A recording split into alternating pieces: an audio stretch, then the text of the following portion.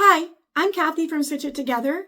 Today I'm going to be working on the B blocks from the quilt that I'm working on called My Colorful Town Quilt, and it's by Tilda Solids. So in my last video, I showed you how to make the A blocks, and the B blocks are rather similar. They're just a little bit more complicated. In the A blocks, what you did is you took a foundation piece like this one right here, and then you added a corner so that it would look more like this one right here.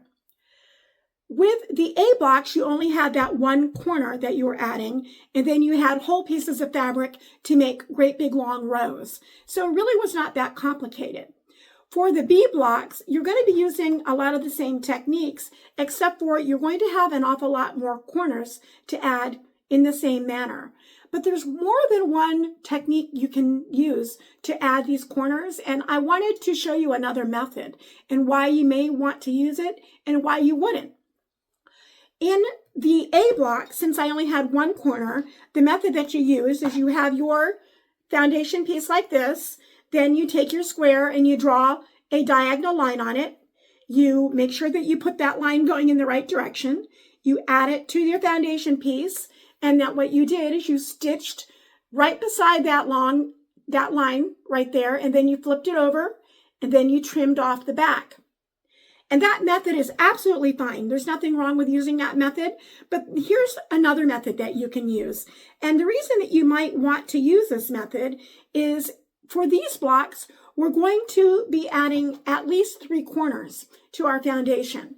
And so every time, in my experience, every time we add another fabric to that foundation piece, we introduce an opportunity for it to become misshapen. And if it's too misshapen down the line, we can have a real hard time putting it together when you have to join your points together and make the shapes, the larger shapes. In this case, we're making little houses or little row houses, and I'm going to have to match up all these points at some point. So this is a method that definitely takes longer and that I wouldn't use necessarily if I was doing just one corner, but because there are 3 on these foundation pieces, I'm going to take the time to do this method. So with this method, what I do first is I press the squares into triangles first. And when I press these squares to make them the triangles, I'm going to make certain that the edges right here are absolutely perfect.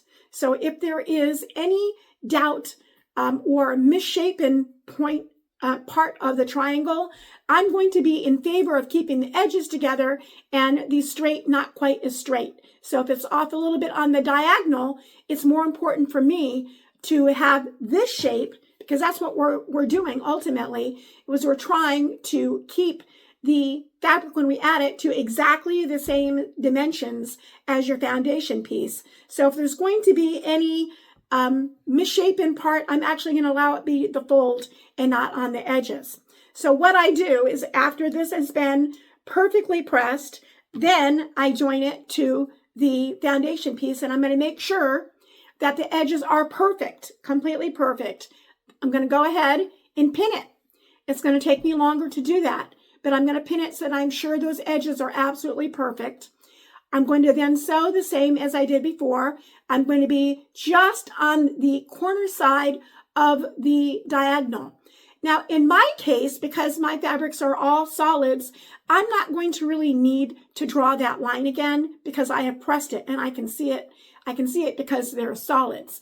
But if you have a print, you're probably going to need to draw that line again. And again, when you're making decisions about what technique you're going to do, in your mind, you're going to need to think about, well, how many steps am I actually adding? And is the result going to be worth the effort that it takes? Now, in my case, I'm not going to have to draw the line, and I would have had to draw the line if I'd used the other method. But this time, if I'm going to press it first, I don't feel like I need to draw the line. I am going to, however, need to pin it so that I make sure my edges are absolutely perfect. That's the whole point of doing this technique. So after I have done that, you are going to want to make certain that you cut away behind the fabric. I've done it on this one. So what you will do is you will take your ruler and you'll do it from this side, and you'll measure 1/4 inch away from your seam line and cut that corner off. But do make sure that your edges are matched up perfectly first. Now for me, what I like to do is I don't like to cut them one at a time. I like to add all of my fabrics first, and then I will cut them. Because what I want to do is I want to make sure to double check my work. I will look from the front of the fabric and I'll say, hey, can I see any of those foundation edges? And if I can't, that's good. I don't want to see the foundation edges, but I'll also look from the other side and be certain that nothing is really obviously sticking out on the other side. If it was, I would need to make some adjustments before I cut anything away.